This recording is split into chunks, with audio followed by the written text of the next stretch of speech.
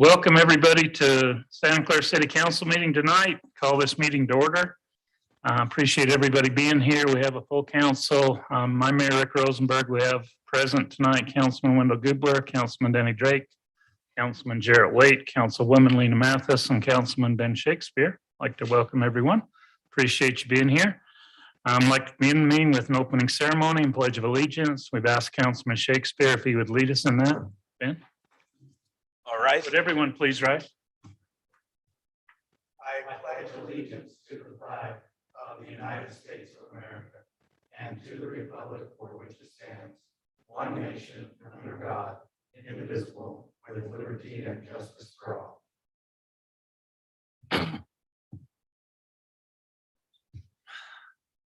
Our Father in heaven, we give thanks this evening to meet as a city to discuss the topics at hand. We are grateful for this great area in which we live, for the residents and for the people that have worked so hard to make this such a beautiful area. We're grateful, Father, for the blessings of this country and ask a blessing upon it, that thy spirit might reside and that peace and might dwell throughout the land. That indeed at this time we ask for the moisture needed to sustain us in this area, and are grateful for that which thou hast provided this summer. And we give these thanks in the name of thy Son, Jesus Christ. Amen. Thanks, Ben. Communication and appearances. Has anyone come to the meeting tonight to address the council on an item that's not on the agenda? Welcome, Bob. You have any, Brock? I have not received any, no. I don't see anybody here, so we'll jump to number 4, conflicts and disclosures. Council, is there anything on the agenda tonight that may present a conflict of interest for you that you need to disclose before we get to those items? Seeing none, we'll go ahead and jump down to the we do have a public hearing under the working agenda. Item 5A, public hearing regarding the issuance and sale of not more than 2.6 million in aggregate principal amount of electric revenue bonds, series 2021, and any potential economic impact that the project be financed with proceeds of bonds issued under the act may have on the private sector and related matters. Brock, are you doing the intro on this? Yes. So we spoke about a month ago about the fourth generator. We discussed purchasing and we made that commitment. We also adopted a parameters resolution, and in that parameters resolution, we also set the date for the public hearing. The public hearing is to open it up for the public to discuss, also the contest period. They have to come in and discuss it.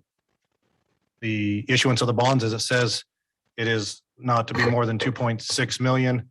I think the number that Zions Bank has given us is a little bit less than that. That's with cost of issuance fees and everything inside that is a little under 2.6 million. Sets forth the rate, about 1.83%. Callable at any time. So this is a said purchase of the fourth generator, and down at the substation, it's a 2.5 megawatt gas generator. Helped us during our peaking hours and other times that we need during possible, if we lose power, we can run those generators to help generate power for the city. So. Okay. Thank you, Brock. Gary, anything you'd like to add to that? No. Okay. I just appreciate Brock, all his work on getting the funding and that for that. It'll be a good project. Okay, this is a public hearing, council, so I'd like to go ahead and open the public hearing and ask anyone who has come to speak or be heard on the issuance of sale of this bond to provide the fourth generator out at the power yard, give them the opportunity to come and speak. Anybody? Okay, seeing no one, we'll go ahead and close the public hearing. Move on with the agenda, council. Item B, the consent agenda. You have on the consent agenda tonight approval of the claims and minutes. The August 25th regular city council meeting minutes, the September 1st city council work meeting minutes, and the claims through September 8th. You can see the calendar of events that are coming ahead of us and also the proclamation. This is a proclamation that sets September 17th to the 23rd as Constitution Week. Council, I think we reviewed this proclamation at our work meeting. I don't know if there's any questions relative to the proclamation. This proclamation, just so you guys know, will be read during the Constitution Day ceremony this coming Friday. Hopefully everybody's planning to be here at 1:30 on the 17th, not this Friday, but a week from Friday on the 17th. I think we've got a good program set up. Boy Scouts Troop 407 is going to be here to do flag ceremony and pledge. The Daughters of the Revolution are going to be here. It's a 30-minute program that'll terminate with ringing of the bells and some patriotic music on the glockenspiel. We're hopeful to have it all outside, weather permitting. And we may have a couple of special guest speakers be part of it. I'm just waiting for some acceptance to some invitations and I can announce that, but it should be a good program if you can be here. So anyway, council, how do you want to do the consent agenda? Take them all as one or individually? All as one? Mayor, I would move that we approve the consent agenda as read, including the approval of the proclamation setting September 17th through the 23rd as Constitution Week. Second. Got a motion by Denny and a second by Lena. Any question or discussion on that motion, council? This is a money item with the claims, so we'll do roll call vote. All in favor, say aye. Wendell? Aye. Denny? Aye. Jarrett? Aye. Lena? Aye. Ben? Aye. Passes unanimously. Thank you, council. Item C1 is consider adoption of a temporary land use ordinance 2021-11 to require water efficient landscaping on all new development pending the adoption of the permanent ordinance in response to the severe drought conditions in southern Utah area. Matt, do you want to do the lead on this? Yep, you bet. So this is continuing on from our discussion of this item in the work meeting last week. And if you'll recall, we had last week a draft temporary ordinance, which essentially took a draft of what we think is going to come from the Water Conservancy District soon and incorporated that into a temporary ordinance for the city. But given that we don't exactly know what that's going to look like coming from the water district, and we'll still need to review it, potentially modify it to work for our needs, we talked about a different approach to this ordinance. And so the ordinance that you have before you tonight is the result of that different approach. And the idea is that rather than adopting a temporary ordinance with all of the regulations and requirements for water efficient landscaping, instead we basically say that from now, if you adopt this temporary ordinance, from now to 120 days from now at the most, any development applications that come in, excuse me, any development applications that come in are essentially agreeing by filing their application that they will comply with the permanent water efficiency ordinance after it's adopted. So what we're trying to do is essentially capture those development applications that that would essentially win the race between their application and the permanent ordinance. And just to give you a sort of a little insight into my thought process and how I approached it. There's different kinds of development applications. Some of them require a landscape plan, like for example, a PDR application. There are other kinds of development applications that don't require that, like a building permit application, for example. But I think we want to try and capture all of those. And so I've essentially addressed those two categories in the ordinance. Where an application requires a landscape plan, the ordinance says that whoever is making that application doesn't have to file the landscape plan now. They can still get their application considered and potentially approved. But once the permanent water efficiency ordinance comes into effect, then they would submit their landscape plan for review and approval. On the other hand, if say someone's just applying for a building permit, they're not required to submit a landscape plan. They're essentially saying that by filing that application, they are agreeing to comply with whatever the permanent ordinance is. So rather than trying to put into place some kind of regulation that may or may not be what we do permanently, that's the approach that we've taken. So I would use, although I will say this, that the application for PDR that is on the agenda tonight that we're going to consider, that's Robert's application, because he's already through the application process, this would not apply to him. But just using his as an example, he has submitted a landscape plan. If he had filed his application after you adopt this temporary ordinance, we would say, hold the landscape plan. We'll take you through the process. We'll consider your application. We'll potentially even approve your application, but it's subject to you coming back with a landscape plan once we put a permanent ordinance in place. So that's all it does. And it's really to put everybody submitting applications on notice that this is coming That it's going to change fairly soon. And Yeah. gonna change. And I think this is a reasonable way to do it. I mean, the other alternative really is to say, we're not going to approve any development applications until we come up with a new ordinance. You know, I think if I was a developer or a property owner, I would prefer to do it this way. You know, it's a little inconvenient. Some of them may have to come back with a landscape plan after the fact, but it's better than a total moratorium. So. Put them on notice. The one thing we'll need to be careful with, Scott, with your building people is individual permits. I anticipate the new ordinance, the way that it's been described to me, is going to possibly require landscape plans for front and backyards.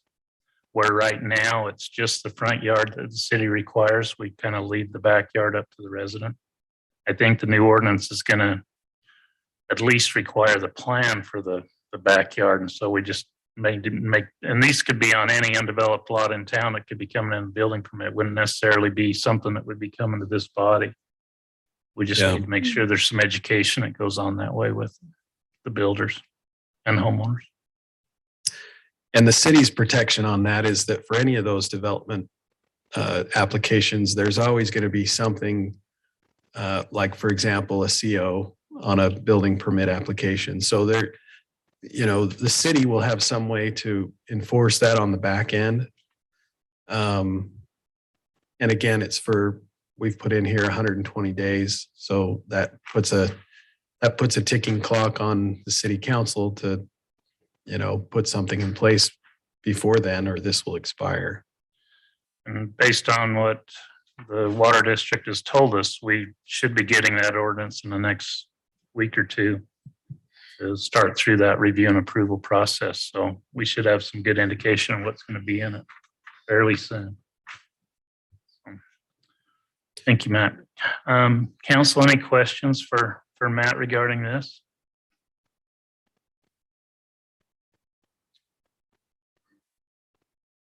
Again, it's in response to the drought and in response to what we know is coming from the water district relative to new landscape requirements that will be, from what I understand, district-wide. They're trying to come up with one ordinance that all the cities can have so that it's the same one city to the next. So there's no questions. Council, I would look for motion.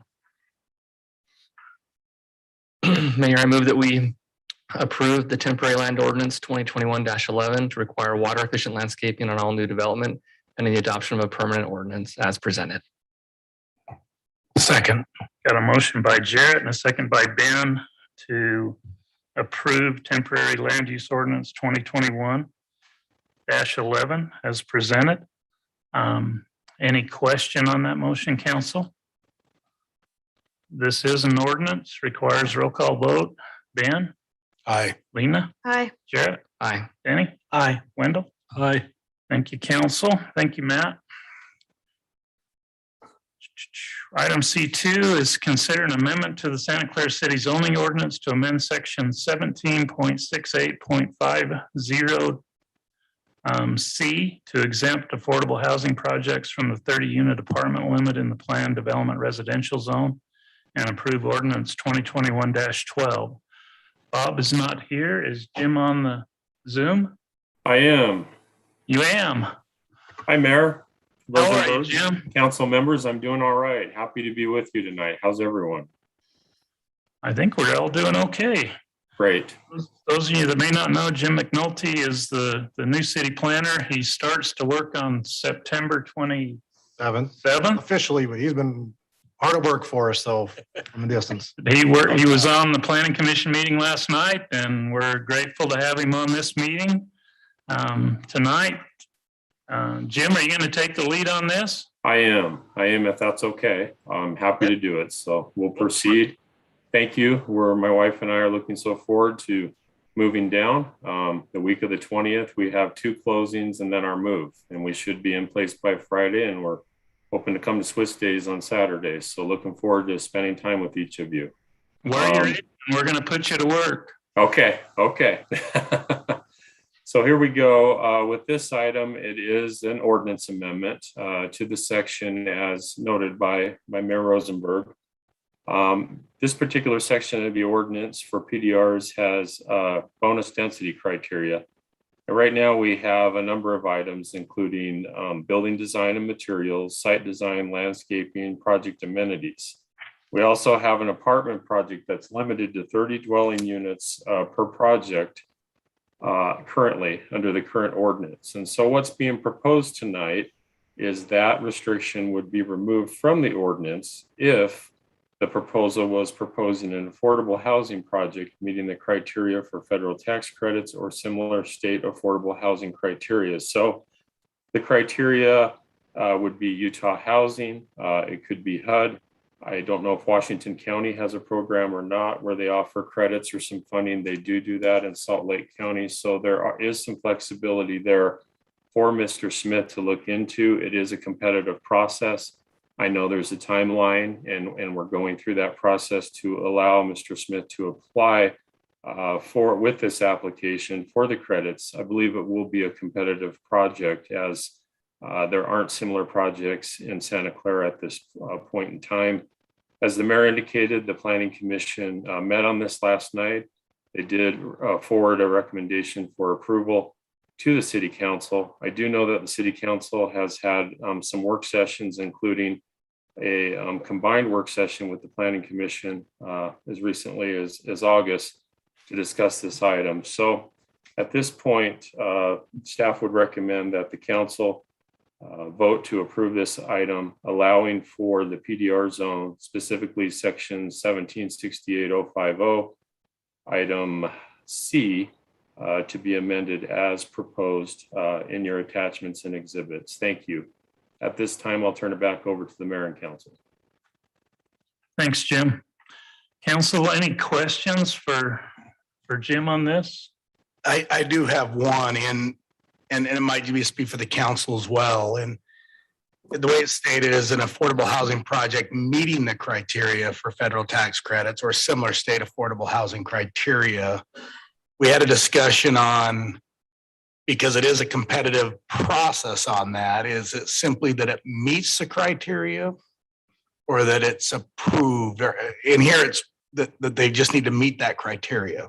And I think at least that was my understanding, that the criteria be in place and they meet the criteria, they would not have to be approved for tax credit. As long as they meet the criteria, there's probably 3 or 4 different models that they could meet and still meet the definition. Is that right, Jim? Yes, that is the case, and it would be meeting the criteria to be competitive. So there's the HUD opportunity, which is federal. There's Utah Housing, which is state, and there could be some opportunity with the county, which is local. And in each case, they have to meet the criteria to go through that competitive process and be considered. we could even possibly establish our own criteria for that. Mayor, can I comment on that? I think it's a good question from Ben, and the reason why I think it's worth some thought is because, you know, when a project actually not just meets the criteria, but actually qualifies for one of these projects, one of the things that follows along from that is the agencies involved actually continue to monitor the project so that it continues to qualify and continues to meet those criteria. And that's not really something that we have talked about the city doing in conjunction with making this change to our ordinance. So I do wonder if it's worth stating not just that it will meet the criteria, but that it will actually qualify for one of these projects. Because if it doesn't qualify, then there's nobody monitoring it, you know, for continued compliance, as I understand it. Well, meeting and qualifying to me would be fine. That's not stating that it's approved, but it will qualify. You know, and we may have to establish some qualification criteria. And it may be something that the city has to get involved in if it's not, you know, a tax credit project or a HUD project that has those oversights. If it were, say, a local or a regional with the county, we could probably put that into play and set that up. Yeah, and we could probably piggyback on with what like the housing authority does and with this one that, I mean, they've got, they audit every year or so, and then they have income verification and they go through those things. Those are things we would have to, going down that route, we would have to put into place here, whether we're getting outside people to do an audit of it and to do that income verification. So could be a. That's unless it's approved by the federal If it just, approval, they'll do that monitoring rather than us having to hire someone to do it separately. To me, I think you're right, Matt. We probably ought to look. Yeah, that's my concern is because we're talking about a zone change. And so once, you know, This is not yet. no, I know that, but I'm just saying that's the context that we're talking about, right? So if the council looks at a project and says, okay, it looks like it complies with the requirements, and then we give a zone change approval, and then say the developer changes, you know, sells the property or something happens and they decide, you know what, I'm not going to do it as affordable housing anymore. There's no way for the city without that monitoring that goes on by those other agencies, unless we put that kind of a scheme into effect ourselves, there's no way for us to ensure that it continues that way. And that's why I say I like saying that it needs to qualify, and maybe the way to say it is that that it needs to qualify for one of those programs at least before construction occurs. Yeah, because we're talking the zoning ordinance. I think as part of your site plan approvals and all the other approvals that it has to go through, that if, let's say, the project didn't meet the federal funding, but for the state, it didn't qualify for the tax credits this year. Right. I would hope that there would be an avenue that the project could still continue on, and you could develop those verification requirements and qualification requirements and funding for the verification as part of the project approval process. That's still got to come before it. Yeah. So that we don't say we're not going to get any affordable housing if you don't get tax credits. Yeah.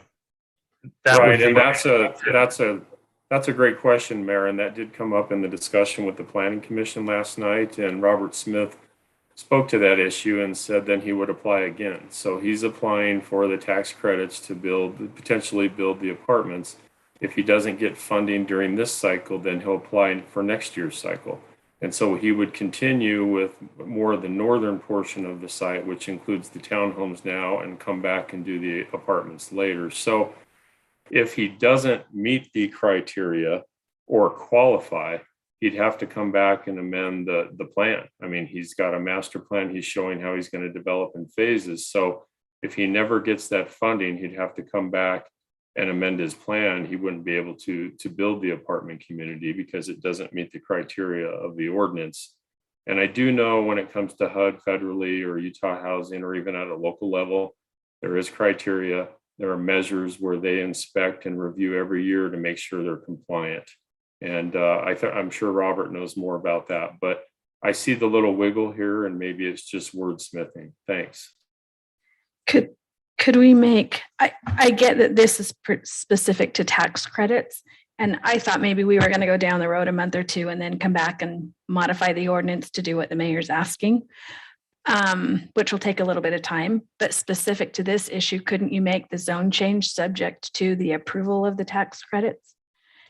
If we left it the way it was for tonight, work on it going forward where we set up some parameters to follow through, similar to what Utah Housing Corporation does. Personally, I think the easiest way to do it would be to say that they just have to qualify for the tax credits prior to construction. And what that does is that allows us when they come back for the building permit for their building, the city just looks at it and says, okay, have you qualified for the tax credits? If you have, you can proceed. That way, that gives someone like Robert the freedom to, he gets his zone change approval now, potentially. Then he goes and he applies for his tax credits. If he doesn't get them this year, he can apply again next year. And as long as he gets that before he, gets a building permit from the city, then that covers us. And then once that approval of the tax credits takes place, then that monitoring compliance will come into being, and because again, we don't yet have that administration to do that monitoring. We could do that monitoring if we wanted to, but this ordinance doesn't do that, So do you make it part of the zone change request, or are we changing the verbiage in the ordinance? I would say we just add to the language of the ordinance that they have to be approved for the zone change. They have to, and I don't have it in front of me, I apologize, but they have to meet the criteria, and prior to construction, they have to qualify for the tax credits. And I think that would cover us for now. And if we wanted to come back later and say, and I don't think that would hurt Robert, because that's what he's doing. And then we could come back later if we wanted to put some kind of a monitoring scheme into place that the city monitors. We could do that, but it would still protect us and it would accomplish what we're trying to accomplish tonight. And I think we want to do that because I think we're going to have potentially developers come who aren't interested in doing tax credits, but are willing to do some affordable housing based on some parameters we establish with them. Yeah. And I agree with what Matt's saying for tonight, but I want to continue working to develop some alternative criteria, maybe working with the Housing Affordability Coalition to where we can get some affordable housing built into these projects, these apartment projects, so that they're not at the will of the tax credit selection committee. Yeah. They can go down a different path. And I think we can work with the, St. George and Washington and the other cities that are meeting with the HAC and develop some criteria like that. It'd be based on the state and the HUD stuff, but they can be administered locally. Yeah.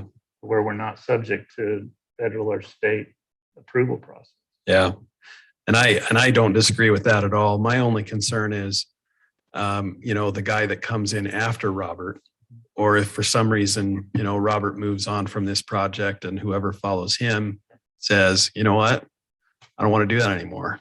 And then, And then until what do we that's do? in place, I think you'd be probably subject to the way that it's written, but I just want to keep that effort going forward. Yeah, So we get some housing. yeah. But I think with that change, we can still adopt this tonight. So Tonight. So are you talking about C, changing it from an apartment project is limited to 30 dwelling units per project unless the proposed project is a senior housing project with half or more of the units designed for single occupancy, or is an affordable housing project meeting the criteria for federal tax credits and is approved for similar state affordable housing criteria? Great. I would actually put it at the end. So it would read just the way it is there, but then at the end, you would add a comma and say, and is approved for such credits prior to construction. That's great. Just a brief question on that. Do we want to add local as well? Because we've got state, but do we want to add local there before we add that last portion of the sentence and qualifies for the credits prior to construction? So, or similar state or local affordable housing criteria. Yeah. I think Yeah. that- I'd like that.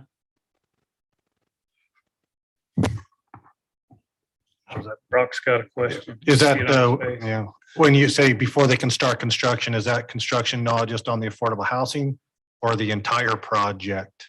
The affordable housing project. So like on this, probably he'd be able to start on it, the townhome portion of it on the northern end. Just couldn't do. Yeah. This Okay. 30 dwelling unit thing only hits the apartment. Only applies to that part. Yeah. That's the way I would read it. Okay. Okay, everybody clear as mud? All righty, I'll look for a motion then. I'd move that we approve the proposed ordinance amendment 1768.050 to allow increased density in the PDR zone for affordable housing projects with the criteria that has been discussed and the change in the verbiage at the end of C to include what our attorney has given to us as the final sentence. Has to be approved for the credits prior to construction. Right? Mhm. Okay, got a motion and the word local.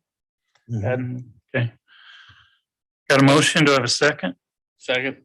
Got a motion by Danny and a second by Wendy to approve ordinance 2021-12 as amended and discussed and presented tonight. Any question on that motion? Yes, Danny, I believe you spoke to density and we're not affecting density at all with this. We're just exempting the 30 unit limit. So you might want to amend your motion to not include anything with density because it's staying the same. Density requirements. Density requirement stays the same. Your second, still good? Yes. Any other questions? Okay, this is an ordinance. Roll call vote. Ben? Aye. Lena? Hi. Jarrett? Aye. Danny? Aye. Wendell? Aye. Motion passes. Thank you, council. Thank you, Jim. Next item on the agenda. Item 3, consider a zone change from residential R110 to planned development residential for Desert's Edge project on 20.7 acres located east of 400 East and north of Northtown Road, and approve ordinance 2021-13. Subject property abuts Ivan City to the west and the north. Robert Smith, the applicant. Presented by Bob Nicholson. Jim, are you doing this one too? I am, Mayor. Thank you. You got the floor. All right. So this is the application for the zone change as indicated by the mayor. They are looking to do one development called Desert's Edge. This would consist of 239 units to be constructed on just over 20 acres. I think it's Chris tonight rather than Christelle. Could you pull up the site plan for everybody? Is that possible?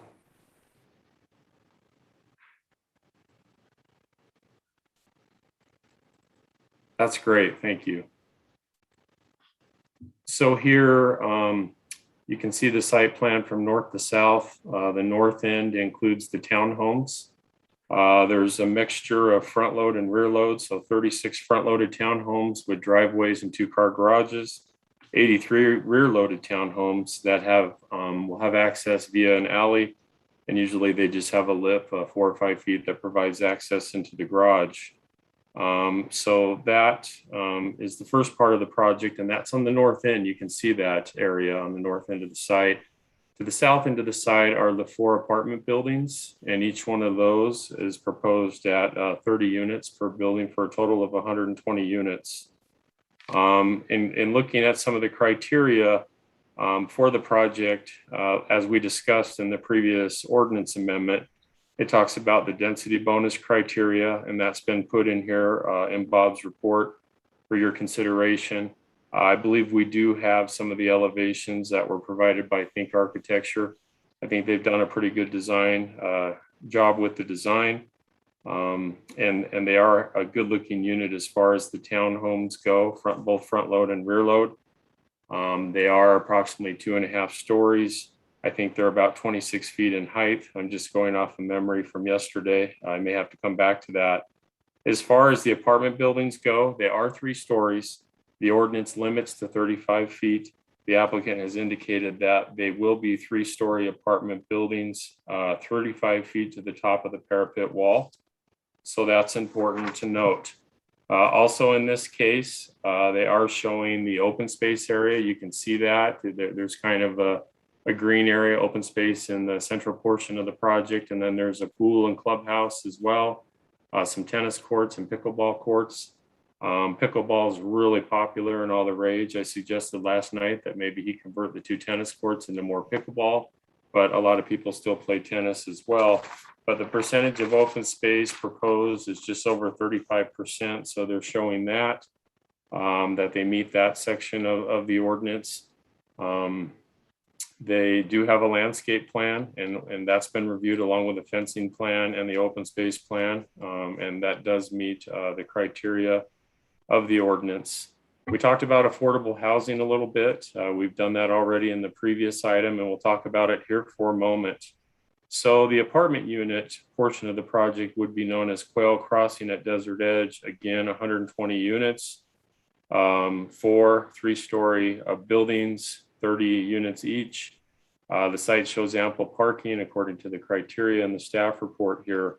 One thing I wanted to note about that is later on in the report, it says staff comments on the project plan. And item number 3, it says the applicant is in the process of applying for low-income housing taxing credits through the Utah Housing Corporation. Now, the terminology I use is low to moderate income housing tax credits. So I'm more comfortable with that terminology, and looking at the percentages here in the breakdown, and I've just done the numbers.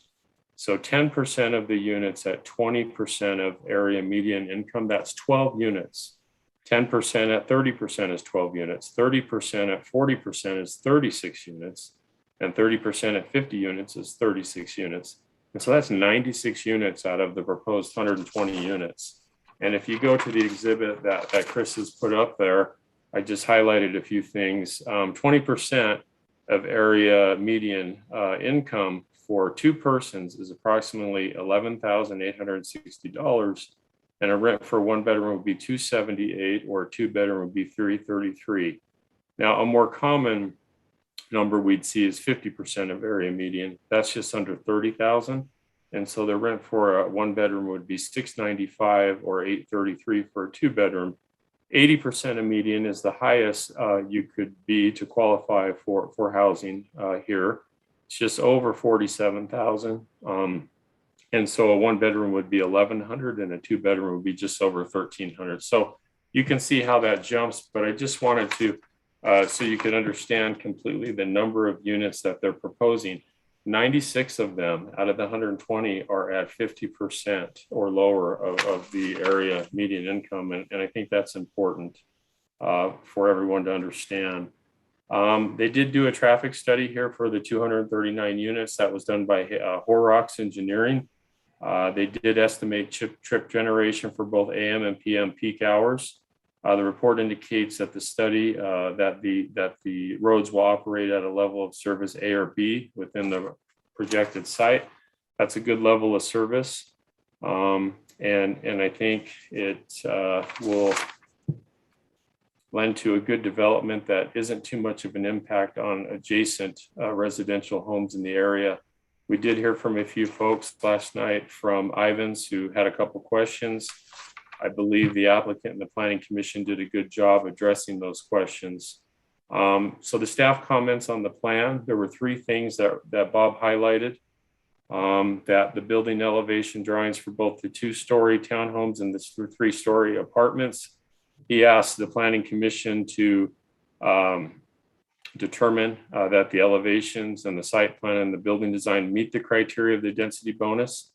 And so that's allowing for greater than 8 units per acre. You can see here that I believe Think's done a good job. That's the front loaded townhome with the 2-car driveway and 2-car garage. A nice style, building design, nice materials, nice unit. There's also the rear loaded townhome, which will be popular. It has that nice street appeal, that nice curb appeal and frontage with a rear loaded alley, and some will prefer that. And so I do believe that the criteria there has been met. We did talk about conditional uses for short-term rentals. That was an item for the Planning Commission for their consideration, review, and approval last night.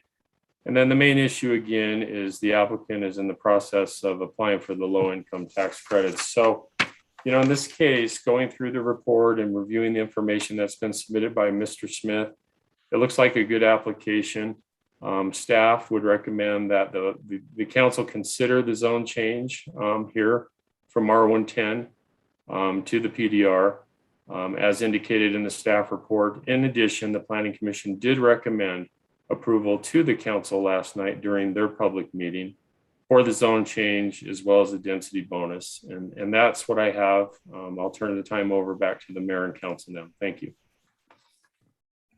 Thank you, Jim. Council, any questions for the staff relative to this application? Mayor, can I make one other comment? And I don't think Jim mentioned this, but the Planning Commission also approved a conditional use permit for short-term rentals in the Coyote Landing portion of the project. And so that's been approved. It's subject to this zone change being approved by the city council, but that's out there as well. And it's just in the Coyote Land. Just in the Coyote Right. Land, which is not the affordable housing. It's the other portion. I do have one question, whether it's for Jim or Matt. Our ordinance for PDRs with short-term rentals, some of the parking requirements are only applicable if we consider it a self-contained unit, a self-contained development. Where we have two different uses here, are we considering it self-contained? Well, that actually leads me to one other point about this is our short-term rental requirements also say that the short-term rentals have to be the entire project unless approved otherwise by the city council. So it's kind of tied to also to what you're saying, Lena. I haven't looked at that specific parking requirement, so I don't know if I can comment on that versus what's showing in the plan. But if you approve this, you would be approving the short-term rentals just to be in a portion of the project, which is required by the ordinance. So I don't know if Jim or Robert can address the parking question. Well, yeah, what I see here is it says additional parking for units with 3 or more bedrooms. So, you know, we do have the front loaded and they do have ample parking with the 2-car driveway and a 2-car garage.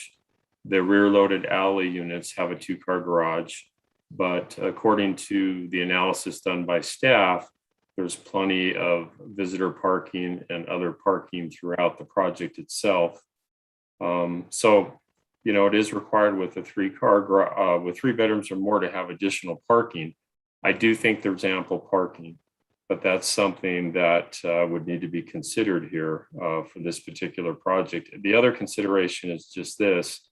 Some people will use it as a short-term rental and others will not. Not everybody's going to do a short-term rental. I hate to say that front loaded, it's okay, but rear loaded, it's not, with the majority of the units, greater majority being the rear loaded. Hoping we can find a way to make it work. But I did like the fact that they spoke about the property manager will be located in the area. They will receive a business license, and then we'll be able to receive the sales tax and collect the room tax and associated fees. So that has been thought out. Parking is a question. I just don't have the exact answer for that tonight. I'd have to study the ordinance more. Come on up.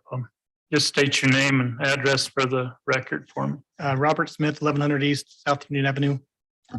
Yeah, so just to address that parking, great question. This is something we've put a lot of time and thought into. So the required amount of parking for the townhomes and the apartments is 577. That kind of middle unit, that unit matrix graph, kind of in the middle there. We're anticipating to provide 710 parking spots. And that does not include any parking along Northtown Road or no parking along 400 East.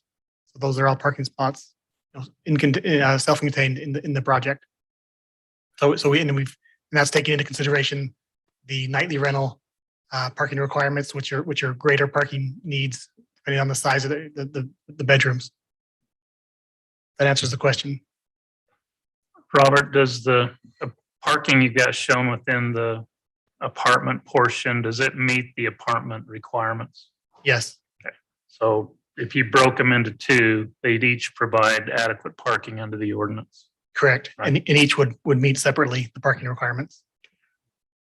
I'm assuming some of that's going to be covered to meet the ordinance as well, correct? We're anticipating to have covered parking for the apartments, Okay. even though it's not required. Is my understanding with staff, reviewing that as it is in a single family residence. But we still are anticipating to provide one covered parking stall per apartment building. Okay, I'll look, but I think it's required actually.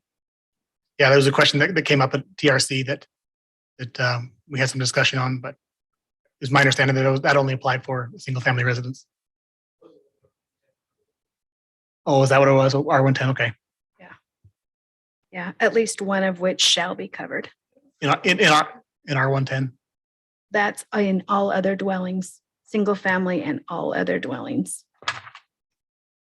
1732. I think in our discussion went and with Bob, and that went to an interpretation of a single family dwelling versus an apartment was considered to a single family residence. What section are you looking at, Lena? 17.32. And it's 040. Oh, bro. Unless I could be reading it wrong, but that's how I read it. Either way, we are planning. And planning to have at least half of them covered. Okay. Yeah, we have one per unit. Okay. So I said 60. I was talking about two buildings, so 120 covered parking spots. Yeah, for the apartments. In my mind, I've kind of broken it up by phases. So I've got 60 units in one phase and 60 units in another phase. I think I read that the same way you do, Lena. Do the apartment share the amenity? Correct. So they have access, the people that are in the apartments have access to the amenity for the short-term rental? Both of them, the playground area as well as the clubhouse and pool? Yeah, all amenities will be shared among the apartments and the townhomes. The apartments will pay HOA fees just like the townhomes will. What do you anticipate the HOA fees are going to be? I think there'll be, I don't know if it'll be two HOAs or just two different rates, but I think the townhomes will have greater landscape, costs, irrigation costs and maintenance costs, where the apartments will have very little. And so I think there'll be two different tiers. I'd like to keep those low just to cover the costs of operating. That's my everything. question. We create affordable housing and then we slap them with the big HOA. Exactly. Yeah. I mean, I'd like for the apartments to be a $25 a month, fee. And nothing's gated in there, right? It's all open. There's no gated portions within the community. No gates on the roads. Yeah, I mean, there's fencing around the perimeters. Yeah. Other questions, council? The RV and boat storage, at one time we had discussed, you've got a detention basin proposed there around that as this plan comes together, if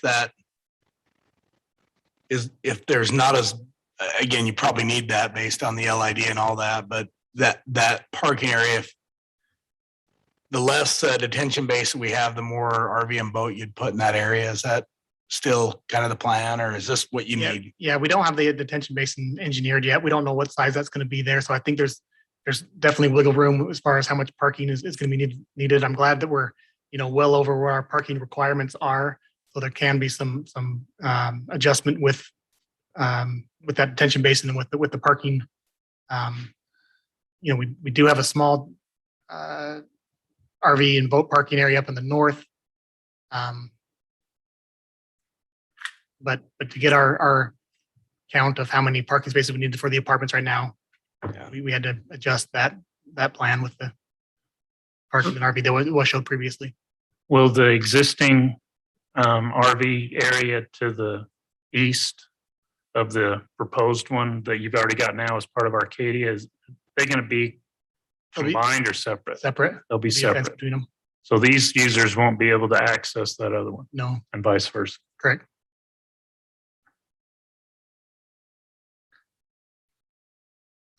I was just wondering if it was brought up in TRC, if fire has access to everything correctly with the different alleys and different entrances to the buildings. Was that discussed? Okay. We adjusted the road width on one of the entrances. Yeah, just widened that a little bit for Okay. fire. And the 3-story has to be sprinkled also, right? Other questions, council? You've seen this quite a bit.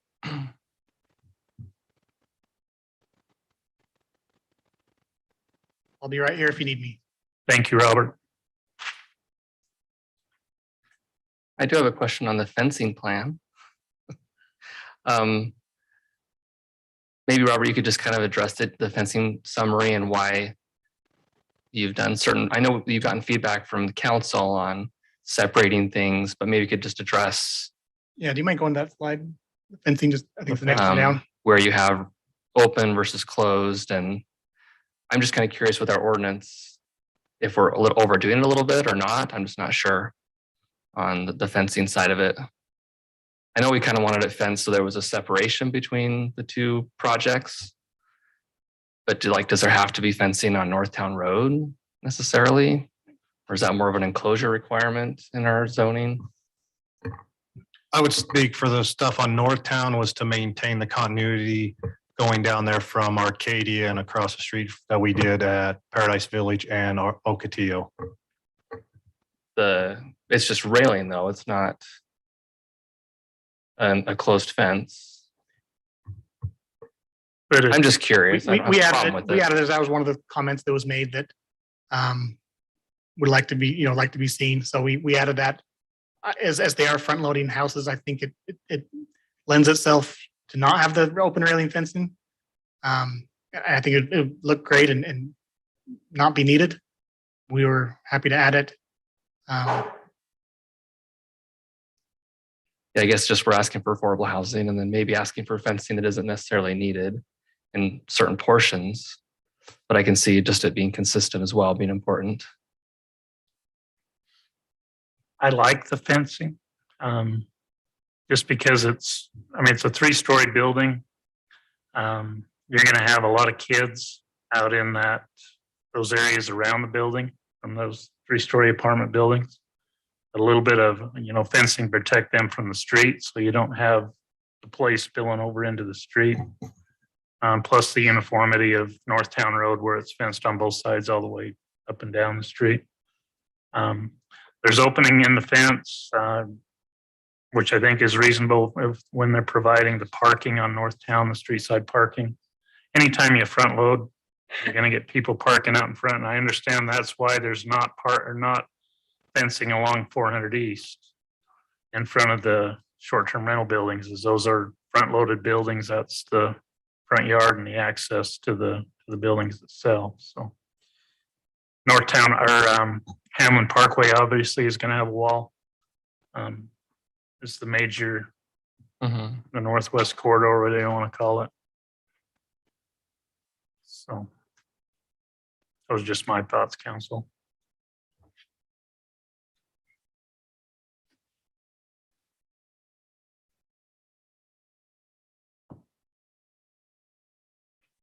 I think if you were to put an apartment project in any other neighborhood, you would have a fence around it, a wall, some kind of a separation barrier between the adjacent use. We do have single family residential across the border in Ivans, across the street on 400 East. And then there's walls as you go further to the north, and that Red Mountain project, there's a wall on 400 East on the Ivan side. So I think that Okay. isolated. There's a wall on the north already, isn't there? Do you have to build one? I want to say there's already a wall there.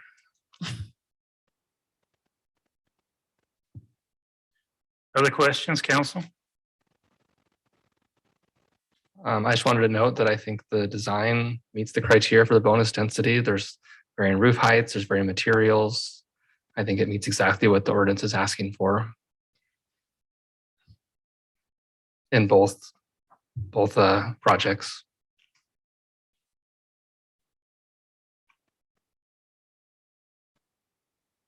Any other questions, comments? Come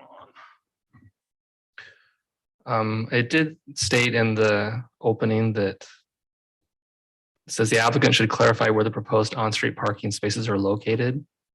Did we see that in that parking plan? They're on, the on-street portions are on 400 East and Northtown Road, right? You don't have any on-street parking inside the project? I think there is. There is. Those blue areas Oh. inside, we don't intend to stripe them and have those as designated stalls. But those roads do, would accommodate someone to park there. Okay. But we did not count the 400 East and Northtown Road towards our parking. So the note shows another 47 that are not included in that count of 718 that's along Northtown Road, but Correct. Okay. And I guess my only comment would be, we know that when folks come down for short-term rentals, they bring their boats, their toy haulers. I mean, you know that. So my preference would be to not have them parking out on the street, because I'm not sure we're considering this fully self-contained, that they park inside on your inside on-street parking, if that makes sense. Yeah. Would be my preference. And that's part of what the on-site management will do to enforce the CCNRs and the rules that we have in place. I mean, it's something we've learned to do at Arcadia, where we have an orange sign that we go put on someone's windshield when they park on the street. And a lot of times they're parking there to unload, and then they go move to their Sure. parking. So we anticipate to do the same thing and let them know where to park, and we'll let them know it well in advance before they even come to stay where to park with their Perfect. boat or trailer.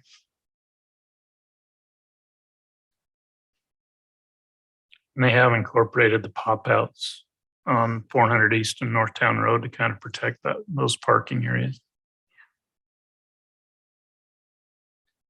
I am just curious if you've looked at like how many people you could have in that clubhouse or the pool spa, like what percentage of, Like- The clubhouse and pool and spa aren't designed yet. I mean, I think we're just taking a copy of what the clubhouse at Arcadia is, or a similar size of Arcadia. It'll be a good size. you just don't feel like in it'll the- be overrun or something on a, What's that? it won't be like overrun on a busy weekend because you have the Yeah, apartments. There will in it as definitely be well. times we'll be busy, but I mean, it'll be in the hundreds of what we'll be able to fit in there. Okay. And that's part of the reason why we provide multiple amenities, right? So if it is busy at the pool, you can go pickleball or go to the, barbecue area or slides or tennis or any, provided multiple areas for them to go to. Tristel, can you pull up the phasing plan?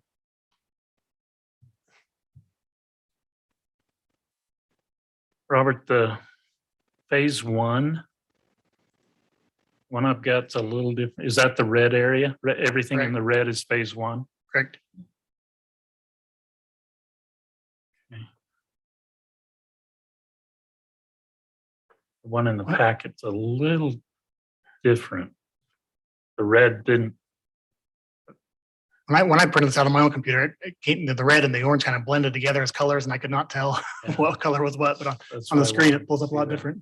Is it, see that, that's supposed to be phase Mine's one. different from yours. So I don't know. Yeah, yours is right. Mine's wrong. Christelle, what's the deal? Okay. That makes sense. So we, you know, phase one, we're incorporating 2 access points into the development. And the phase 2 of the apartments, you know, that's anticipating that we do get the tax credits on those. We would do phase 2 next, And all the amenities will be built as part of the initial. or part of phase Phase. 1.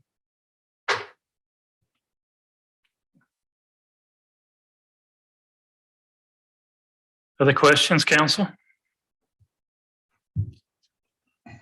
Mayor, maybe before you entertain motions, just a couple of comments on the ordinance that I drafted for this. I included 2 conditions in the draft ordinance. One of which was that this project would qualify under the Utah Housing Corporation low-income housing requirements. I actually, given the change that we made on the ordinance before this, I'm actually okay taking that condition out since it's now covered generally under the ordinance. So I would recommend that if you're looking to approve the ordinance, that we remove that condition. And then the only remaining condition would be the condition that states that the use of dwellings as short-term rentals would be limited to the Coyote Landing side of the property, just so that we make that clear. So with that one change, taking out the one condition, everything else would be the same. Cool. Thank you, Matt. Council? There's no other questions, no other discussion. I'd look for a motion.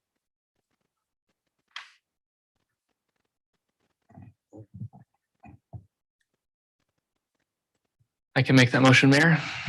I move that we approve the zone change from residential R110 to planned development residential for that Desert's Edge project located east of 400 East and north of Northtown Road, and approve ordinance 2021-13 with the suggested changes by Matt.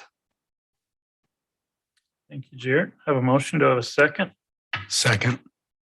A motion by Jarrett and a second by Ben to approve ordinance 2021-13 with the amendments that have been recommended by the city attorney. Any question on that motion? This is an ordinance, roll call vote. Ben? Aye. Lena? Aye. Jarrett? Aye. Denny? Aye. Wendell? Aye. You guys have it. Thank you, Robert. You didn't even make Ben earn his money tonight.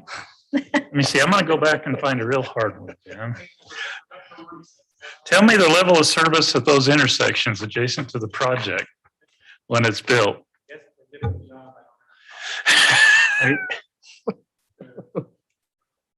Hey, thanks, gentlemen. Jimmy, it's good to see you. Be with us tonight. Everybody who doesn't know, that's Jimmy Keston, candidate for council. Item 6, mayor and council reports. Dan. Mayor, I do have a few. So first, I've got a message from one of our, I think the second attendant, asking from Sophie Jaster about ribbon cutting, places we'd like them to be. Where do we want our royalty for Swiss days? Would we like them to be at the Constitution Day? Have we reached out? You want me to take care of that? or is anyone? If you would, I mean, I think that would be great. We may have an opportunity for a closing number which is the one that sings. One of them has a voice that'll tip you over. Okay. The princess. She has a voice that is. I just got a wedding weekend, so. I hear you. I hear you, and I apologize. I can't remember her name, but she has a voice that that could turn that patriotic song into something really special. We have the opportunity for a closing number at the end of the program. If she would love to do that, I'd love to have them there. I'll put them on. I'll let them know that we'd like them at that. Give them the time, and also obviously they'll be heavily involved in Swiss Days, and I'm sure they're aware of that. But just and they should. I think the Swiss Days Committee, don't they have assignments for the princesses? Usually Laney and Brooke have things for them, but I'll follow up with them to see if they've been working with Monica on okay. They were what they're doing. yesterday. I'll let her know once the meeting's over as well. But if we can get a song for that Friday Constitution program, that'd be great. Let's do it. Okay. I'll follow up. I was invited by the chamber for just a presentation by the Urban Land Institute, which was great. It would have been, now we're on a public meeting, I don't really care. It would have been better had another candidate from another city not been so disruptive in it and combative, not from our city. We were on our best behavior, but it just, again, to know really that cities are, not everybody's going to be happy with approvals and what needs to happen. Some want more opens, but it was a great presentation. There was 8 or 10 of us just from various cities that attended that. I did attend, we had a good flood control meeting yesterday. What are we at? About for every dollar that goes in, we times that by 10, what we're able to multiply it into grants and monies that come. So it's been extremely effective, and I think we'll only be. It's about probably close to a 4-to-1. For every dollar we put in, we get $3 of federal aid. Over the last, since 2016, there's $35 million in projects, and we've got $24 million in federal, state, and local aid to offset the cost of that. And I guess I'm adding in the in-kind and everything else that comes through that, but it's been extremely effective. We went through the 5-year plan. Mayor you had quite a bit in there, and it was actually very, it's good to be involved in that. So the other one I wanted to discuss, and I sent out, and I apologize, it was quick. And just as we're getting into water, and I like what we did tonight on the ordinance to give us time to really look at how we want to attack this. And I'm not, I'm not in favor of the multiple meters for a variety of reasons. I think lot sizes are going to get smaller.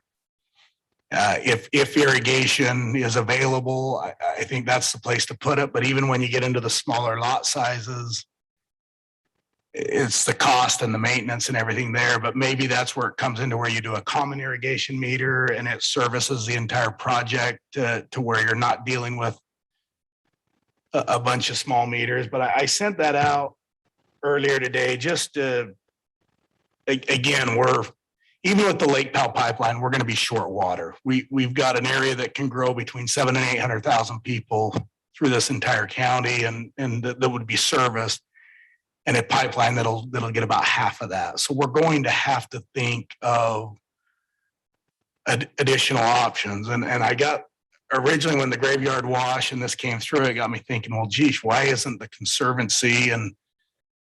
But then I got thinking, well, maybe there's an opportunity, and this is just, throw it out there. We send all our gray and black water down to the treatment plant. That treatment plant's at near capacity. They just expanded it recently. But with the graveyard wash, we've got the capability, and we've got a great secondary system only getting better to take that wastewater, either work with St. George to where we get the treated water back here, or look at what Ash Creek's doing and maybe treat it ourselves and not send anything down the pipeline, and turn over irrigation to parks and schools, things like that, golf courses, make sure those are on the irrigation. But we've got the ability. I was looking at what Lena gave us. We paid, $23 a month for our sewer fees. I know Ivans has looked at this, so it may be worth a discussion with that reservoir going there, and to just see what that cost and what that impact would be. See where St. George has already gone down that road, to just really have that discussion, because we're going to have to look at water, and we get that. There's things in there I like. There's other things that, as we get to smaller lots and limit these uses to what we are, is that, in 4 years when we're at $16,000 per impact fee, how do all those translate? Is that the same? The 750 square feet for sod, that works great on a 6,000 or 8,000 square foot lot, but how does that translate to a 22,000 or 20,000 square foot lot and with the pool? But I'd really like to look at these, but there is some low-lying fruit there. And I don't know the gallons we send down to the treatment plant, but we could get that information from, I think, is it Bowen Collins that provides that to the Conservancy now, or? No, Ivan's hired Bowen Collins to look at a feasibility of doing a plant that would service Ivans. They actually looked at Ivans and Santa Clara both combined, and then did not see an advantage to include Santa Clara, is what Chuck Gillette told me.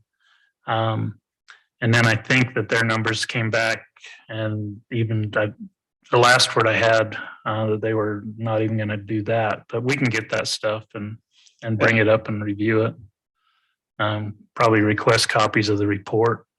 There's some issues with permitting, getting the discharge permit required, and the environmental requirements and site location. Where would we locate a site? Now that we're pretty much, developed out and bordering St. George, and that is, where would a site be? That's a problem that Ivans had as well, is where would they locate a site? Yeah. Because their sewer outfalls into Santa Clara. So the most logical place for Ivan's sewer plant would be in northern Santa Clara. Probably not the best place for Santa Clara residents. Same with ours. Ours most logical place would be down by Sunbrook Golf Course. Probably not the best place for St. George residents to have a plant. So there's some issues that way. But we can pull that information up and get copies of those reports and talk about it, as potential options. I think everything's on the table right now.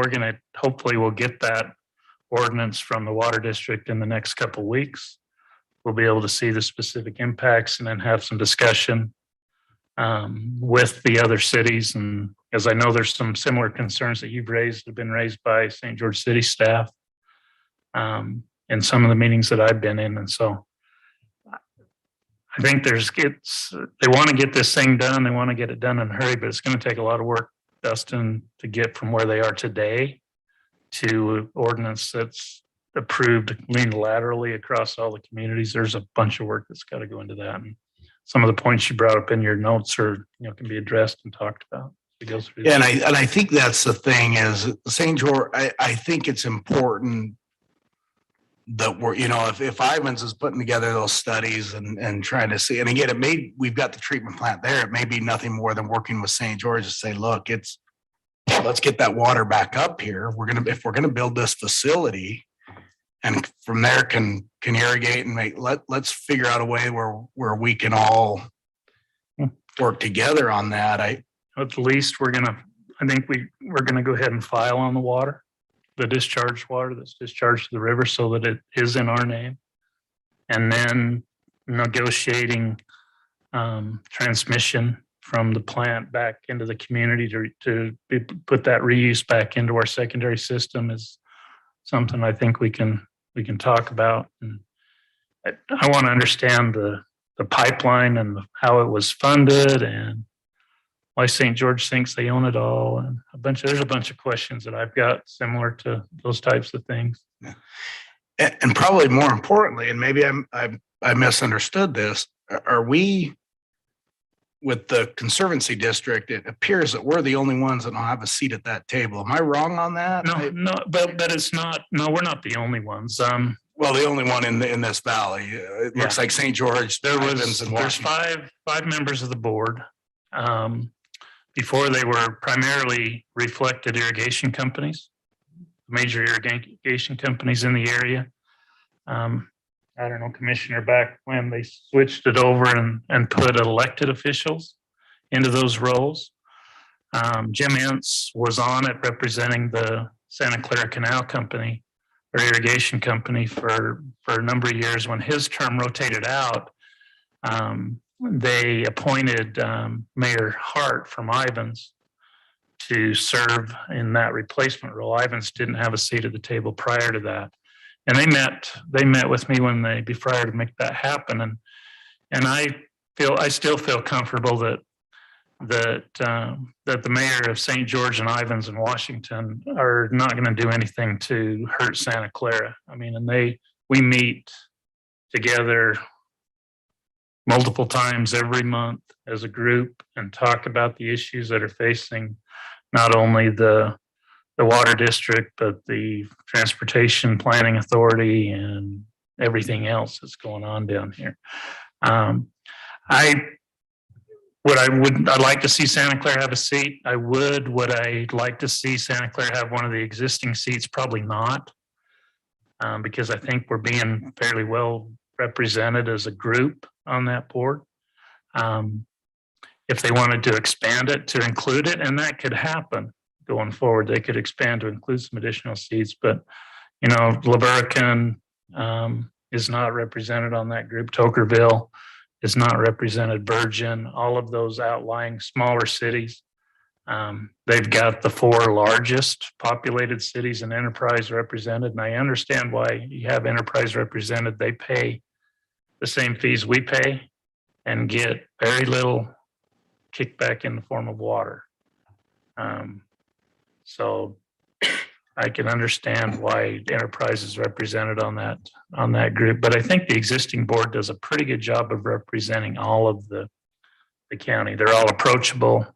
If we have an issue, we can go to any one of them. Yeah, when I was elected county commissioner, at that time, they appointed their own board.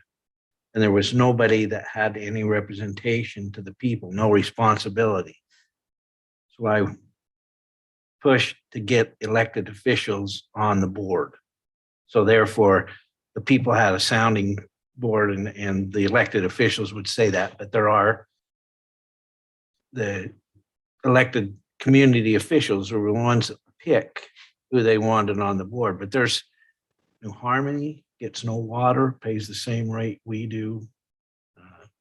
Same as Enterprise, no water, same rate. The east side of the county, there were smaller towns and they had no representation. So with the number, and it's not as easy to change because it's a state legislated board and they dictate the numbers. And so it was still, we got elected officials now. Whenever there's a vacancy, they are supposed to review it with the mayors to determine who gets put on that board. And so it's better now because there is a responsible person there that actually has to answer to the area and the people that he represents. But the Water Conservancy District is an interesting, I mean, they really have, you have no say, we have no say as to what they do unless we have board representation and people on the board that we feel good about. Other than that, they're quasi-public entity set up by the state legislature totally. Other than the appointment to the board by the Washington County Commissioners, there is no other oversight for the county on the Water Conservancy District. And so it's interesting how it's morphed, but without them, you wouldn't have 10,000 people in Washington County. Well, I don't disagree at all with that. We're growing at and I say that with all due respect to the other mayors on that. I think our mayor is probably the most qualified person to be on that board. And that's where I was just a little shy, not to put another thing on your plate, Mayor, because I know but it is, and I say this again, where we've come in the time that we've had that district is, I mean, the reservoirs we have and all that, but we're going now to another level of water. We're competing now with states and it's so to have that conservancy at the top of its game, it's going to be involved because we're competing. I mean, we're literally competing now for that. And so that's where I just, again, but what we can control what goes down our sewer pipes. We can reclaim that. We can use that. We can irrigate. We can look at all those. And that's where I just didn't, I know we're in a drought. We've gone through droughts before. And so I just want to make sure the decisions we're making are good decisions that are cost effective. Again, it's not. And one of the issues for even the creation of the sewer plant is a regional plant. The bill was footed by St. George City. The initial costs, we were able to participate in building a line and participating in that because individually we couldn't do it. There was no way that you could come up with a bond that wasn't going to cost the residents of Santa Clara more money than they were ever thought of being able to pay back. So because of the size and the ability that St. George had, they foot the bill for it all. We pay a percentage. And this is where I'm not sure what happened to the agreement, but initially what water we sent there was ours to come back with the reuse line. So what we're talking about doing is basically what we've already supposedly have some kind of an agreement that allows us to bring that water back to the city of Santa Clara. And we're still searching. And that I got to believe St. George, I mean, it would be much more affordable for us as a city to say, look, what's the pumping cost to get it back here? Because I think that's what they're asking for. And then say, okay, now we can, but again, we don't have a golf course, in Trottom, Black Desert does have a little, Part of why, I appreciate the compliment that I could do well on that board. I think I do better not on that board. The ability to work the mayors out of the board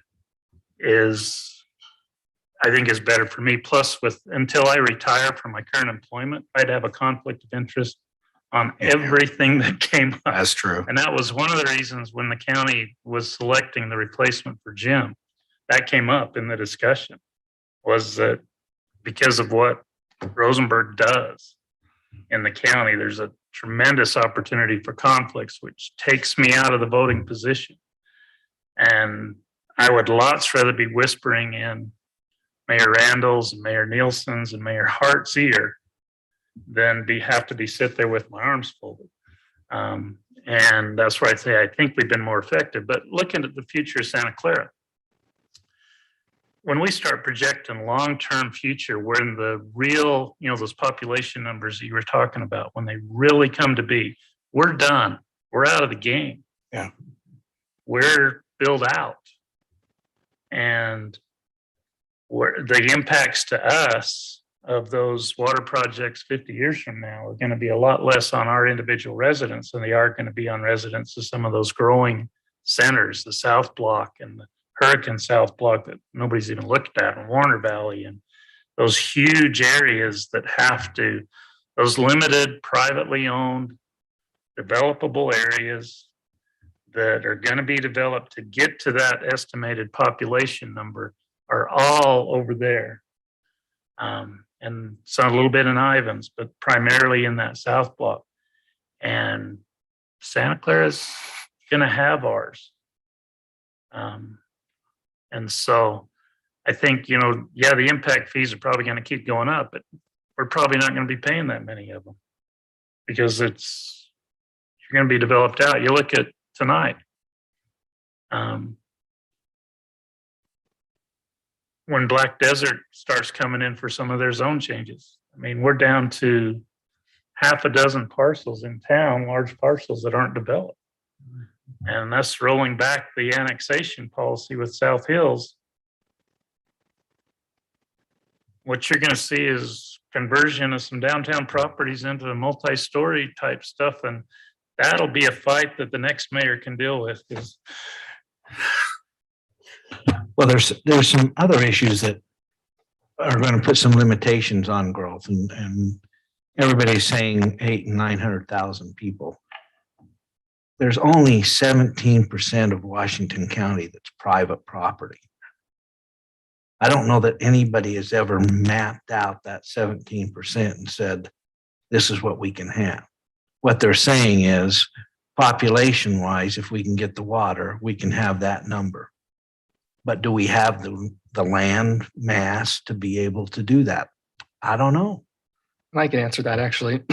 That came up in a presentation today at the Chamber Convention. The Ken C. Gardner Institute did look at general plans, did look at available land, and they came up with 825,000 was their estimate. Is that was fresh. Multifamily? Is that single family? Is that? That was, they said it required quite a bit of density to get there, but that's what the general plans pointed to.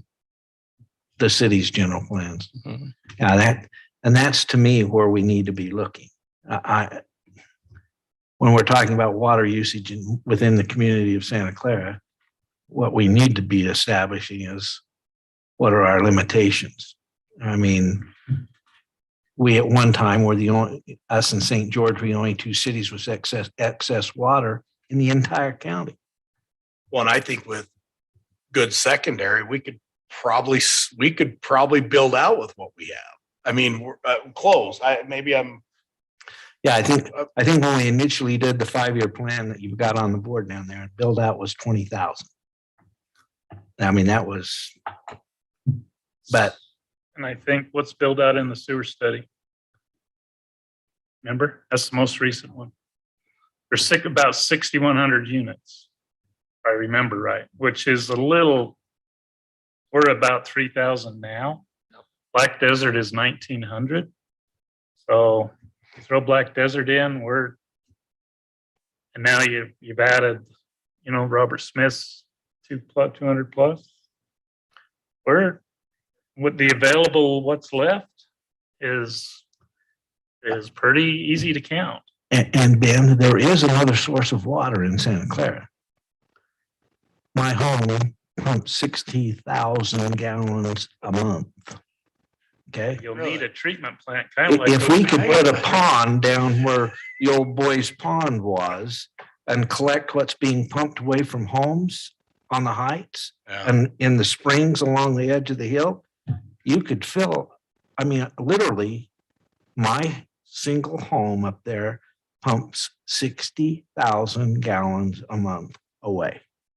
It just goes in the drain out in the road. Just following that. Well, they put a drain line in Just groundwater. up the road, and I hook into that drain and I pump my 60,000 gallons a month, except during the summer, I put in a little sprinkling system that I can, you know, but I'm saying that there's probably 30 homes on the heights that pump water. Yeah, I know one by me. Yeah. And that water just is gone. And rather than recapturing it, you could fill a pretty good sized little reservoir down there. Boys Pond could be just jam full. Well, and I think that's the thing. I really just sent that out today. It was quick. I was in the middle of a continuing education, but I wanted to get that and just say, hey, it's coming. Let's think about it. Let's get it right for our city.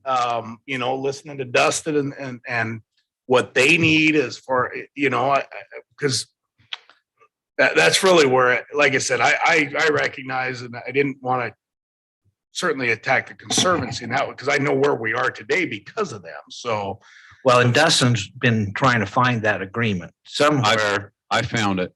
Did you? 25-year agreement, last signed in 2013. And it does state that the water is ours if we have an infrastructure to put it in. If we don't, it's St. George's. And Ben, they have been pumping reuse water all summer. That's why Gunlock is half full. yeah. Most our secondary water is reused water right now. Well, and that's why I think that's probably the way to go about it, is just say, hey, look, you're doing it. Let's be in the conversation a little bit with them. And we probably are. Mayor's probably Well, and already it's like a lunch with them subdivision that we have right here. I mean, this 239 acres, 239 units. I don't know how much irrigation they're going to need, but if we required secondary systems to be put in the plan, then you can pump that reuse water to every project you've got. If the individual unit doesn't want to use it, they don't have to use it, but at least it's already there and paid for by the developer. And that's part of the reason why we did the temporary ordinance tonight. We've got secondary water going up the east side of Solace. It'd be real easy to take a line west in the Hamlin Parkway right away and wrap it around and tie Arcadia, the Desert Edge, to that same thing. If We can we've come got up Tuscany water. too, up from Tuscany up 400 East. Yeah. We've got infrastructure around in these newly developing areas that we can do that. That you got to connect. We got to connect them up, and really we need to do a secondary plan, a master plan for the secondary system, because it's still brand new to the city. And we need to get with the irrigation company and what's the ordinance you talked about, Matt, that they bring water with them? If you've got water on your property, you bring it to the city. Those types of things, we got to look at it from all those different directions. St. George has admitted to me the water that our reuse water gets turned over to them because we don't have the capital improvements to bring it back. Correct. And if we wanted to go to the expense of a pump station and a line from the treatment plant up here, we could have our full allotment of what we send to them every day. That would probably be cheaper than a treatment plant, and wouldn't be a lot less on the permitting side to make that happen. And we can start having those discussions if we need to. Sorry, Mayor. Well, I was curious if we participated in Graveyard Wash. Pipeline's already there. If they'll let us. Right. Yeah, right now that's 100% controlled by the city of St. George. So they have to open the door for us to get in there. And so, but those are some conversations that can be had. What happens to our entitlement of the water after the 25 years? The contract just keeps getting renewed. Oh, it just renews every 25 25 years. Yeah. I found 2 of them, 2 contracts. So it just keeps rolling over. Okay. That's great. Cost of a treatment plant would St. George or Santa Clara doesn't have the residents. Well, just the afford that. enlargement of the treatment plant Yeah. was at $25 million. That was just to increase it. Well, and this is the technology, the one Ash Creek's doing. I was actually, it's a little different technology. It's still an $18 million project. Yeah. The reason I put that in there is because for Ivans to even go look at it, I'm like, well, geez, if they're looking at it, let's at least get in the conversation with them. And talking to Chuck, and he's supposed to be sending me a copy of it, but he hasn't yet. But talking to Chuck, and I think the conversation that I was in with Mayor Hart and Chuck together is that I don't think it's feasible for Ivans either, but it was more important for Ivans to look at because they don't have any water. They buy 100% from the water district. We used to sell them our excess I know. water. It was We really, It was still do. good money for city. In the, I mean, 10, 12, 15 years ago, whenever that was. yeah, Um, well, even for, it was good money. it's good money. And we could cut it off at any time because it was our excess, but when we needed it, It we was there. slowed down. That's why it's amazing that Ivans has grown as rapidly as it can because they are purchasing water for every subdivision. And they put in dry secondary systems in every development out there, and they've done it for 10 years, 15 years. 15 years. So they've got dry systems all over town with no water in them. They got no water to put in them. So they were really looking to investigate the feasibility of doing that. One of the greatest issues we have right now is the administration that we have in Washington, DC. The permitting processes for anything that would require environmental issues will drag out for 4 or 5 years. And even then, there's no guarantee you're going to, the same thing that's happening with the Lake Powell pipeline. It is just, if you could take away the federal permitting process out of the bill that we're seeing for the Lake Powell pipeline, you cut in 50%. 50% of the Lake Powell pipeline is in the permitting process. It's just amazing. The fish will get theirs. I've said it before. No, it'll, and that's why, like I said, I wanted to have the discussion because I think we just, the reservoir is going in, it's well along. Obviously, if Ivans has a dry system sitting there, it makes sense if we're at this is where the conversation goes. How do we get that water back? What does it take? The pipes are there to pump it back. So then let's just figure out what. It's the storage. The storage is the critical need right now, but they can only run the pipeline so many days a year because there's no place to put the water. They need to pump it during the winter. When the irrigators aren't using it, that's when you've got capacity in the pipeline to deliver water from the plant to Gunlock or to out here, Ivans, Grapevine, Graveyard, whatever facility we've got. If we had a big enough facility, they fill those too fast. I mean, there's a couple of, if the irrigators had let more of the water go in the fall down the river, they could put more water in Gunlock in the wintertime, but the irrigators shut it off and they control Gunlock Reservoir. And the snow, they expect the snow to feed it. If the snow doesn't feed it, they call in February and say, hey, turn on the pumps. Well, you've missed your 4 months that you could have been filling it. And then they don't there's a bunch of that has to take care of. The irrigation company, the water district, the cities all have to get together and work on the west side. The west side is unique from the other areas of the county. And we're going to have to get some real cooperation going, I think. And there's been a willingness to do that on the part of the cities. Irrigation company, I'm still waiting to see. Water district's supposed to be meeting with them and getting back to us. So we'll see what happens that way.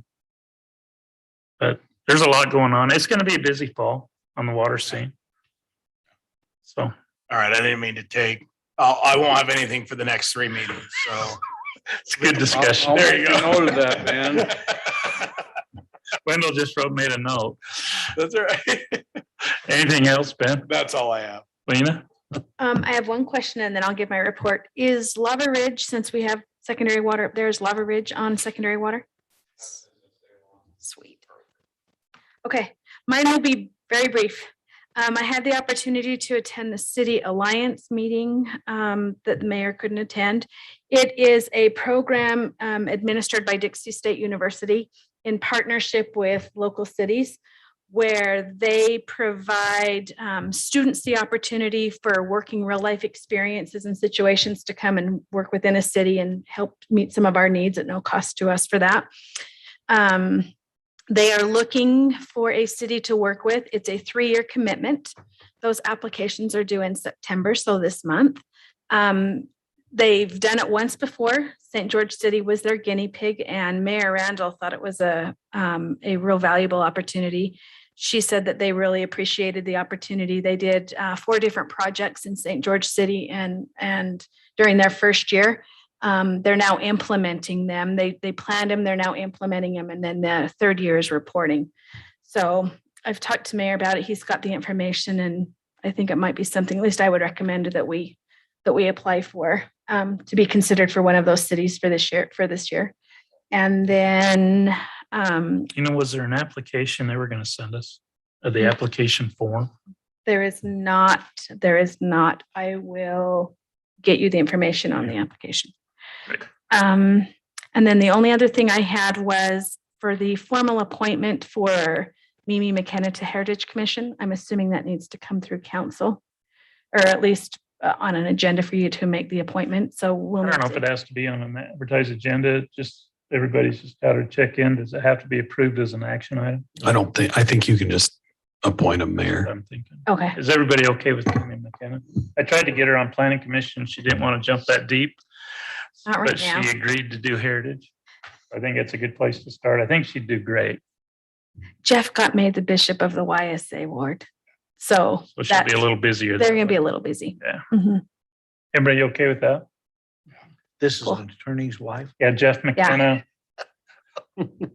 She's come to a couple of, public hearings that have affected the neighborhood down there, but that's why I've asked her to do it, is that she was impressive. She controlled herself. Yeah, Mimi's great. Yeah. She'll do a great job. Okay. So we're good to go. Awesome. Make it happen. Okay. That's all I have. Jared? Okay, just want to share a little bit more from the RISE convention the chamber put on today. Just some numbers that stuck out to me. The presenter from the Ken C. Gardner Institute said that the numbers for Washington County from the census just barely came out a couple of months ago. And she said that Santa Clara's growth from 2010 to 2020 was just a little over 40%. Which is just crazy to think about. 6% a year from 2017 to now. Yeah. That's crazy. 40% more people here. And then the whole county was a 30% growth rate during that same time frame. I just thought that was just crazy. And then I did have a meeting with Kyle Hafen yesterday about his project down on Gates Lane. And like a property report is just, I was pretty straightforward with him. We went over the ordinance. He still held that the sketch plan was all I needed to present to the council. And I was very clear that that's for staff. That's an informal meeting. If you're going to come present to the council, you need a project plan and A through whatever. And I basically just explained to him the reason for that is so the council can really look at a few select parcels that have been zoned that way and have a really close look at it. And so I can look at a constituent in the eye and say, I knew it was coming and it looked good to me and I could say yes to it. And I said, if something is just a perception or a conceptual thing, that's not going to fly. I can't tell a citizen it was conceptual and it seemed like it'd be fine. I need to know it's going to be fine. So anyways, there's a lot more there if you want more details on it, but it was about an hour and a half with him. And then I just had a question of who is monitoring our municipal election signs now. I just noticed a couple in spots that weren't allowed. Gonna say anything. Wasn't allowed for me when I was when I was running for council. And so I think Corey did that in the past, but We kind of, it's just staff as staff is out and about to take notice or somebody lets us know, but Okay.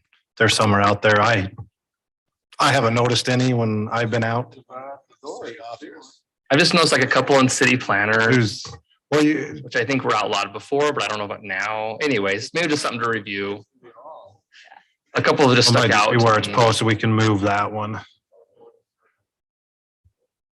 Yeah, they can't be on city property, Yeah. Yeah. Which, not be inside the public right of way. is there specific, There's some in Flanders out there. There's some in front of the city office. Within, Yeah, I was wondering, are those sponsors of Swiss Days? I think that's why those ones are there. That's, yeah. I think. Well, there was a discussion came because one candidate submitted to do a Swiss Days sponsor banner, and she is a candidate, and we had the discussion actually with Matt about it that Lowry Snow does one every year. He's done one, and so there was a discussion of have allowed him to do it over the years. What do we do with somebody who's local candidate who wants to do one? And so we went down the decision that we've done it over the years, that we don't have any formal that says no. So we allowed that candidate to purchase and do a Swiss Days sponsor and do a banner. But are we just talking about regular campaign signs or are we talking about a Swiss Days banner? I'm talking about campaign signs I've seen in spots that I wasn't allowed to put signs in. Yeah, I don't think there's been any change to that. No, we'll go out there and we'll take a look at them, find them. We'll remove them if they're in the wrong spots. Okay. Nothing like terrible, but just a couple have caught my eye. And that's all I have. Thank you. Okay. Swiss Days is moving forward. And they were looking for an announcer, but I think we found one Parade. for the parade. But they're working hard. I think everything is going to be fantastic. I think the parade and the things that they're going on with the displays. One thing about it, they're dedicated. So They are. we'll see how it goes. Yes, they are. Hope they stay dedicated for a long time. to come. And other than that, I don't have anything. Speaking of, is the fire truck running? Still sitting out with flat Is it in tires your behind the garage? shop? It's not in my garage because I showed up after that meeting and our appliance vendor filled my garage full of fridges and dishwashers. He did. So I'll make sure we get it covered. Yeah, I'd offered it up. I just want to make sure it's running and, we're not Like, I don't going down the main drag in a cloud of smoke. Filled it up. You have 2 weeks to get that all dolled up and running. It'll be ready.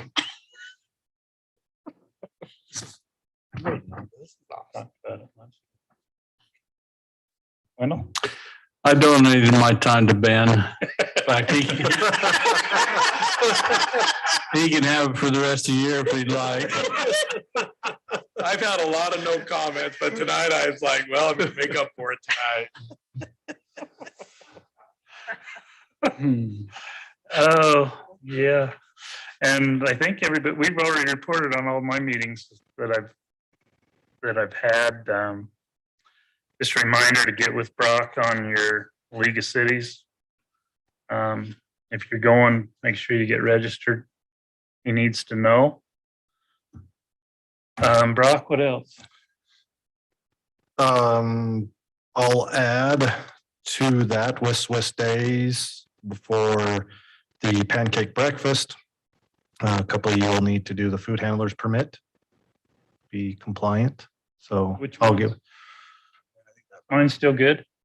He looked at me, so I'm No, I'm on there. Jarrett is the only one that is Mine's good. higher. Jared, take care of it. Brendel expires on the 16th, so just short. For 1 week. Uh, Oh, So dude, the mayor, need to go out Ben, do that. Lena, Denny, I'll need, you can go to swuhealth.org and you can do that. So get that, yeah, swuhealth.org and you can do that food handlers permit there. So, We're on different cycles But- on your election cycle. hey, That it? just yeah, reminder you League of Cities, the ban, the mayor, your decisions on that. I'll add from Gary, passed along I think went out to everybody. UAMPS is doing a workshop toolkit on Tuesday, starting at noon, prior to League of Cities on that. So our auditors completed their field work last week, so we'll be working on completing that. And then following up on Denny's about Swiss days moving forward, we met with all staff today, ran through all the assignments. Everybody's, I think, I'm ready to go. So we ran through that with all the staff and things happening. So, yeah, Swiss days is coming quick. So, and if you saw my email, I'm sure y'all did, about our new building official that we've hired and will be here starting October 11th. So we're excited for October 11th. We'll be, I guess, like fully staffed. I So sat excited. next to one of their officials yesterday and he didn't know. Oh. And his face, I was like, oh, I'm sorry. I break the news to you. Yep. It's good for Santa Clara. Hey, the road looks good. I've not taken more time, but Gates Lane, The patch, yeah. the patch is looking really good. And you saw the news with what they're doing again on I-15, a bunch more bridge work, which means anytime there's an accident, we're going to be just packed again. So good work. Brock, are any planning commissioners coming to League of Cities and Towns? No, Have they been invited and encouraged? you know, Scott and I actually came up today about planning commissioners. I don't believe, I know every year it was one to say, hey, you invite them to go. I don't believe it was ever mentioned to them. As we discussed today, whether it just late of trying to get rooms there. So we haven't reached out to them. We're happy to. I just, I know the trouble we've had of trying to get rooms at all in you late. I mean, you're ending up staying Park City. Mm-hmm. So I did have some training then, but for the future, we'll make sure that they are well aware in advance to, if they want to attend. More than happy to have them come and attend and get that training. So. Yeah, the training is just so much more robust up there than Yeah. what's down here. So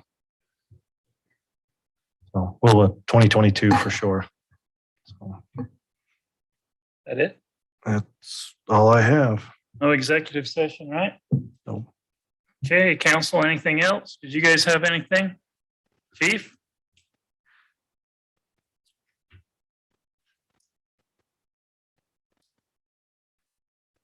I just have one quick note. Remember a couple of months ago, we came to you with our accreditation process. We've been about that for 2 months, and they came out 3 weeks ago and gave us our first go over, and they found about 14 things out of like 179. And so we corrected all of them, and they came in today and gave us our final inspection, and they've approved us for accreditation. I know that's just words to most people, but it puts us in a best practice organization. Scott knows about it. It's really a big, big deal. And they'll be coming probably next month. People from the Utah Chiefs Board will come in and talk to you about the process. But we've got some in the county been at it for 3 years. St. George came over today and asked us about it. And we're really pleased. It's really a big deal for us. And we'll be giving you more about when they came in and liked everything they saw. They interviewed 15 of our employees, spent all day long doing that, and then spent about an hour with me at the end. And I'm really happy to report everybody is satisfied, pleased. Nobody's looking to go anyplace else, which was kind of a surprise to me because that was one of the questions they ask now. There's such it's a weird world we're living in. Everybody's looking for employees. It's been very, very difficult. But we're pretty pleased with that. So you'll be getting the final report on that big, and that's, like I said, I can't speak enough about Sergeant Studley and the work that he's done on that. So it is a pretty big deal. And so we'll be coming more with you with that. So, and by the way, if you don't have your food handler's permit, you will get cited. I got warned on that one once. So the health department, you don't want to mess with them when it comes to food handling permits. Oh my gosh, it's a big deal. So I'd let you know, be warned. Okay, thanks. Thanks, Chief. Anything else? You guys? We'll be quiet. Scott's always giving me a hard time. I sent out council and mayor an email today or yesterday on the rate increase. So if you have any more questions that you would like answered, any more presentations, I've got Christelle working on some comparisons with the other local cities and kind of see what the rate change would do to different classes of customers. And then I'll also have Mark Beauchamp do a little more presentation on the power cost adjustment. And that will show how that will be implemented if we want to do it monthly, every 6 months, or yearly. And he can go back over the history, maybe take the last year and plug those numbers in, what our power costs were for last year, and then implement that power cost adjustment and see what that would do to the customers as well. So if there's anything else you would like me to get them to prepare, just let me know and just shoot me back an email and I'll have Mark put something together, or Christelle or I can do it. Gary, does the numbers Mark's put together, does that include the new bond? Yes. And includes the carbon-free stuff we anticipate? Yes. That's the questions that I had. And if there's a question, I know there was discussion about the reserve fund. If there's a number that's saying, hey, I mean, it's one that I had, is that number actually enough? I mean, if we want to change and say, this is the number we really feel comfortable at, that's something we can get to Mark and say, no, this is more where we're comfortable at. And so, because I know it's one that I had through this study, is that it seemed low for my comfortability. So. Okay, get those comments to Gary. And we're planning to bring that back on October 6th, the next work meeting for that discussion. Yeah. Great. Okay, appreciate it. Okay, if there's nothing else, I'd look for a motion to adjourn. So moved. Second. A motion by Denny and a second by Jarrett to adjourn. All in favor, say aye. Aye. Any opposed?